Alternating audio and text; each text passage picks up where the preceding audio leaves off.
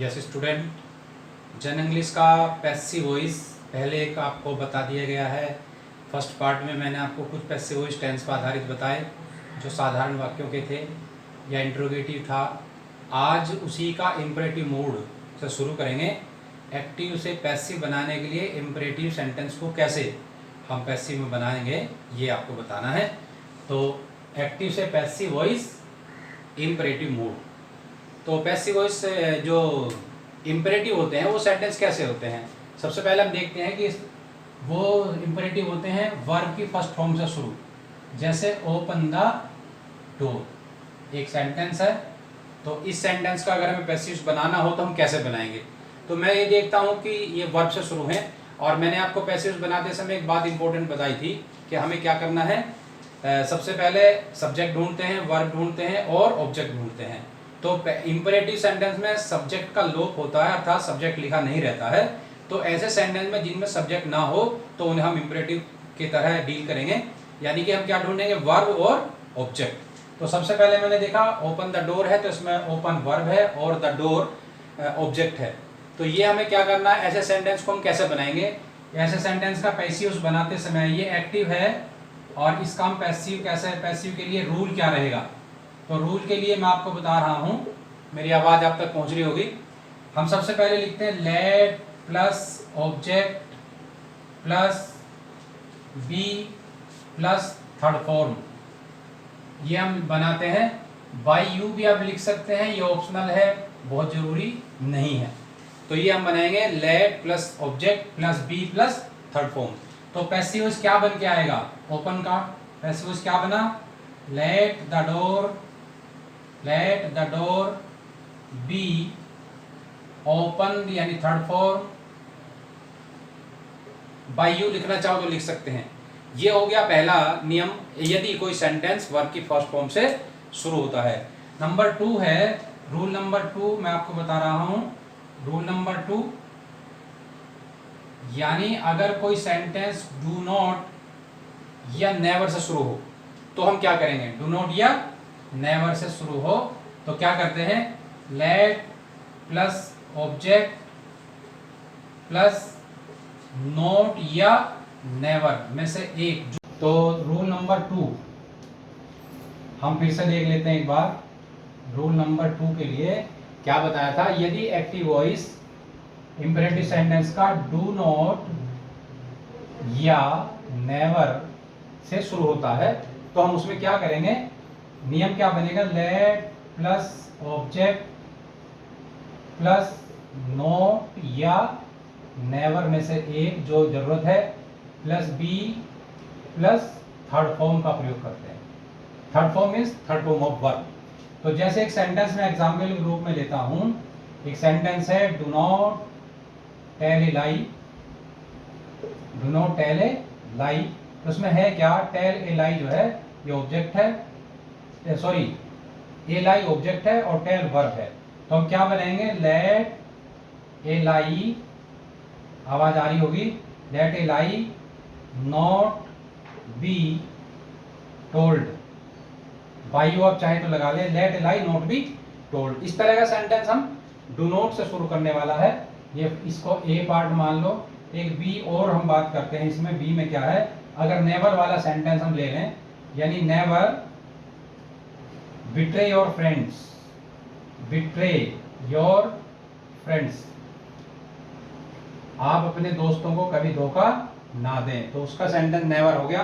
तो उसको हम कैसे बनाएंगे, let your friends, your friends इसमें क्या है, ऑब्जेक्ट है, योर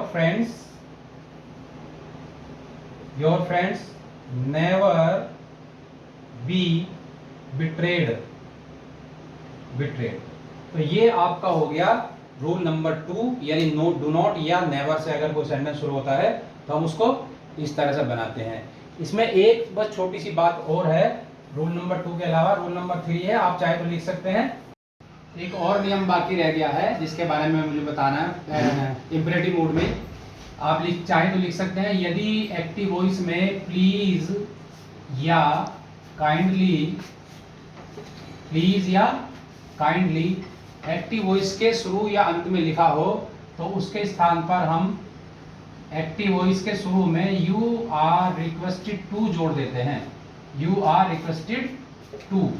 तो जैसे सेंटेंस है, एक एग्जांपल ले लेता हूं, please sit down, please sit down अगर हम लिखते हैं तो उसका पैसिव वॉइस कैसे बनाएंगे? इस सेंटेंस में केवल वर्ब ही है और कुछ नहीं है, विदाउट सब्जेक्ट विदाउट ऑब्जेक्ट। तो इस सेंटेंस को हम बनाएंगे पैसिव वॉइस कैसे बनाएंगे? ये एक्टिव है तो पैसिव कैसे बनेगा? You are requested to, you are requested to, और बाकी एक्टिव वॉइस सिट डाउन। ऐसे सेंटेंस में हम क्या करते हैं? यही काम करते हैं। तो जैसे मैंने यू आर रिक्वेस्टेड टू बताया है, ऐसे ही अगर कोई सेंटेंस एक्टिव वॉइस में केवल वर्ब की फर्स्ट फॉर्म से शुरू होता है तो उसमें भी हम एक और काम कर सकते हैं। मैं इस रूल को बताता नहीं हूँ बच्चों को, क्योंकि ये आसान हो जाता है। फिर अगर वर्ब की फर्स्ट फॉर्म से ही शुरू हो रहा है, वर्ब की फर्स्ट फॉर्म से, तो क्या करते हैं आप उस सेंटेंस में you are ordered to, ordered या एडवाइज्ड टू जोड़ सकते हैं प्लस एक्टिव वॉइस। इस सेंटेंस को हम ऐसे भी बना सकते हैं एक्टिव वॉइस। जैसे मैंने पहले आपको एक एग्जांपल दिया, ओपन द डोर, तो इसका हम पैसिव वॉइस और कैसे बना सकते हैं लेट के अलावा? You are ordered, you are ordered to open the door. तो ये भी एक नियम है, इसको कम फॉलो करना, इमरजेंसी में ये भी यूज कर सकते हैं। तो अब हम देखेंगे रूल नंबर 3। नंबर 3 की बात करता हूं इसी में ही। ये इंपरेटिव का नहीं है, मैं आपको बता दूं, अब इंपरेटिव का सेंटेंस नहीं है। तो क्या हुआ? रूल नंबर 3 है, अलग से सेंटेंस में एक एक्स्ट्रा रूल है। यदि सेंटेंस में एक्टिव वॉइस में कैन, कुड, मे, माइट जैसे शब्द आते हैं, can, could, may, might, shall, should, shall नहीं, शुड, वुड जैसे सेंटेंस आते हैं, तो इनके साथ अगर फर्स्ट फॉर्म आती है, वर्ब की फर्स्ट फॉर्म आती है, ठीक है, तो हम क्या करेंगे? पैसिव वॉइस में, पैसिव वॉइस में क्या करते हैं? इनके बाद बी प्लस थर्ड फॉर्म का प्रयोग करते हैं, बी प्लस थर्ड फॉर्म। तो एग्जाम्पल के लिए लेता हूं, एक एग्जाम्पल लेते हैं। एक्टिव वॉइस में है, एक्टिव वॉइस है यू कैन डू इट। तो यू कैन डू इट का पैसिव वॉइस कैसे बनाएंगे? इसका पैसिव वॉइस बन जाएगा इट, यानी ये सब्जेक्ट बन गया, it can be done, third form by you, by you हो गया। तो इस तरह से आपका पैसिव वॉइस बनेगा, यानी कैन, कुड, मे, माइट और शुड, वुड जैसे सेंटेंस आए और उसके साथ वर्ब की फर्स्ट फॉर्म हो, तो आप पैसिव वॉइस में इनके बाद बी प्लस थर्ड फॉर्म का प्रयोग करेंगे। तो ये हो गया। और एक और इसका सेकंड पार्ट है 3 का, छोटी सी बात और है बस। 3 का सेकंड पार्ट है क्या? यदि एक्टिव वॉइस में टू प्लस फर्स्ट फॉर्म आती है, फर्स्ट फॉर्म ऑफ वर्ब आती है, तो पैसिव वॉइस में क्या होगा? पैसिव वॉइस में to be plus third form का प्रयोग करते हैं। तो जैसे एक सेंटेंस लिखता हूं, आई एम, एग्जाम्पल लेते हैं, I am to write a letter, मुझे एक पत्र लिखना है, राइट ए लेटर। तो इसका पैसिव वॉइस कैसे बनाएंगे? ये बन जाएगा a letter is to be written by me. ये आपको पता है, इस तरह से हम बना सकते हैं। तो ये पैसिव वॉइस के लगभग सारे नियम मैंने आपको बताए, जितने होने चाहिए उतने सब नियम मैंने आपको बता दिए हैं। अब आपको बस एक और अंतिम बात मैं बताना चाहता हूं कि कुछ सेंटेंस ऐसे होते हैं जिनमें इन्हें कहते हैं पैसिव वॉइस विदाउट एजेंट। यानी जैसे एक सेंटेंस में लिखता हूं, the problem must be solved, ये सेंटेंस। और ये क्या है? ये पैसिव वॉइस। पैसिव वॉइस कुछ सेंटेंस ऐसे होते हैं जो पैसिव वॉइस में ही बन सकते हैं, कुछ सेंटेंस ऐसे होते हैं जो एक्टिव वॉइस में ही बन सकते हैं। लेकिन कुछ सेंटेंस हैं जिनके पीछे कुछ छुपा रहता है, जैसे ये सेंटेंस है, the problem must be solve, समस्या को हल किया जाना चाहिए। हल कौन करेगा, इसमें सब्जेक्ट कौन है, कुछ नहीं पता। अगर ऐसे सेंटेंस में हमें एक्टिव बनाना पड़ जाए, जैसे मैंने आपको अभी तक आपको बताया है पैसिव, एक्टिव से पैसिव बनाना, बिल्कुल सेम क्रिया पैसिव से एक्टिव है, और इंटरमीडिएट में एक्टिव से पैसिव या पैसिव से एक्टिव बनाना आ सकता है। कंपटीशन में भी ऐसा ही रूल है कि चेंज द वॉइस आता है। तो ऐसे सेंटेंस में हम कैसे बनाएंगे, ये विशेष सेंटेंस है। तो यहाँ हमें सोचना होगा कि हमें क्या लगाना चाहिए सब्जेक्ट। कॉमन सेंस से लगाएंगे, यू भी लगा सकते हैं, आपको ये समस्या हल कर देनी चाहिए। ये पैसिव वॉइस है और इसका एक्टिव वॉइस अगर बनाएं तो हम ये भी बना सकते हैं, you must solve the problem, solve the problem, ये भी बन सकता है और बिल्कुल सही है।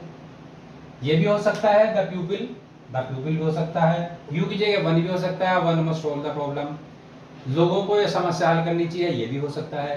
तो ऐसे बहुत सारे सेंटेंस है। जैसे एक सेंटेंस है कि मैं कब पैदा हुआ, तो इस सेंटेंस में आप देखेंगे सदा पैसिव वॉइस में बनता है, आई वाज बोर्न, ये एक था। दूसरा मैं बताता हूं, आई वाज बोर्न, ये ऐसा सेंटेंस है जो सदा पैसिव वॉइस में ही बनता है। क्यों बनता है ऐसा, मैं जरा बता रहा हूं। ये बियर क्या है, ये थर्ड फॉर्म, बोर्न क्या है, बोर्न थर्ड फॉर्म है किसकी, बियर की। बियर माने जन्म देना भी होता है, तो बियर माने जन्म देना है, जन्म लेना नहीं है। अगर मैं लिख दूं आई बियर्ड, तो इसका मतलब हो गया मैंने जन्म दिया। जबकि हम कहते हैं मेरा जन्म कब हुआ, तो आई वाज बोर्न, मुझे पैदा किया गया है। तो ऐसे सेंटेंस सदा क्या बनते हैं, पैसिव वॉइस में ही बनते हैं। अब अगर कोई कि इसका एक्टिव वॉइस बना सकते हैं, तो इसमें यह सोचना पड़ेगा कि आपको जन्म किसने दिया, माय मदर। चाहिए, कॉमन सेंस है।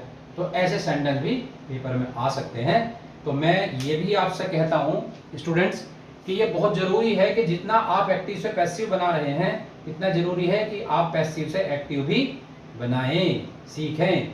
और करना क्या है, मैंने जितने भी नियम बताए हैं सब उनका अपोजिट जब करेंगे तो पैसिव से एक्टिव होगा। इवन देन फिर भी इसकी आपको प्रैक्टिस करनी पड़ेगी। अगर आप चाहते हैं कि इसके बारे में भी मैं आपको कुछ एक्सरसाइज करा दूं या कुछ और सेंटेंस, तो आप मुझे कमेंट बॉक्स में लिख के देंगे और मैं आपको पैसिव से एक्टिव की एक और वीडियो आपके सामने भेजूंगा। तो आप मुझे लिख कर जरूर दें, बताएं। ठीक है, थैंक यू वेरी मच।